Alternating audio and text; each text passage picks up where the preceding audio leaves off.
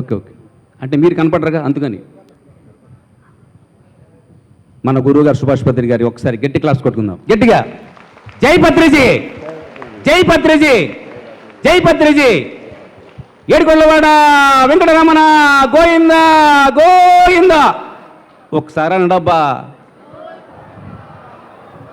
ఏడుకొండలవాడ వెంకటరమణ గోయిందా. అబ్బబ్బబ్బా, చూసారా ఎనర్జీ అంటే ఎట్లా ఉంటుందన్నమాట. నవ్వుతూ బతకాలిరా తమ్ముడు, నవ్వుతూ చావాలిరా, చచ్చినాక నవ్వలేవు. దిగేసి కూర్చుంటావు, నీకే నవ్వుతావు.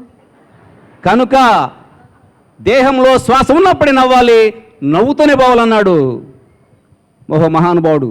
కనుక మనందరం మన పిఎంసి కాదు, ప్రపంచం మొత్తం నవ్వుతూనే వెళ్ళిపోవాలని మన గురుగారు సుభాష్ పత్రి గారు చెప్పారు.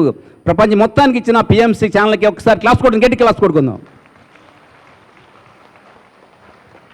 నా పేరు వారు చెప్పారు, చెప్పక్కర్లేదు. ఈ హరిబాబు గారికి ఎంత ఓపిక అంటే ఆయనతో వెళ్ళటం చాలా కష్టం. ఎందుకంటే కూర్చుని కూర్చుని వాళ్ళని ఎంత వాళ్ళకి పవర్ ఉందో మొత్తం తీసేస్తాడు. తీసి మన పుస్తకం తీసుకుందా వదిలిపెట్టాడు. అట్లా తిరిగాం ఊరు ఊరు పల్లి, దాదాపు 5 జిల్లాలు. నా బాపట్ల జిల్లా పర్వాలేదు, హ్యాపీగా తీసుకుంటారు. ఆ చివరి బయలుదేరితే ఈ చివరి దాకా ఓకే ఓకే ఓకే అంటారు.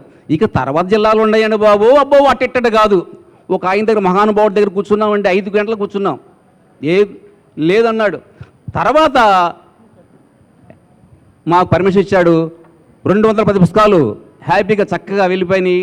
అట్లాగే నా ఎమ్మట జోలు పెట్టిన వాళ్ళకి, నా మిత్రులందరూ ఒకసారి థ్యాంక్స్ చెప్పుకుంటున్నా వాళ్ళందరికీ. ఓకే, అట్లాగే మాకు ప్రతి చోట టిఫిన్ ఫుడ్ పెట్టిన వారే వాళ్ళందరికీ థ్యాంక్స్ చెప్పుకుంటున్నాను. అట్లా వచ్చిన మీ అందరికీ థ్యాంక్స్ చెప్పుకుంటున్నాను.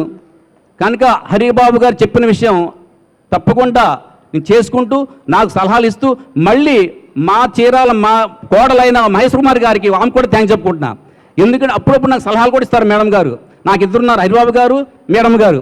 కనుక ఈ అవకాశం ఇచ్చిన పిఎంసి ఛానల్ వారికి, మన గురువు గారికి, మీ అందరికీ థ్యాంక్స్ చెప్పుకుంటూ ఓకే, థ్యాంక్ యూ. గట్టిగా క్లాప్స్.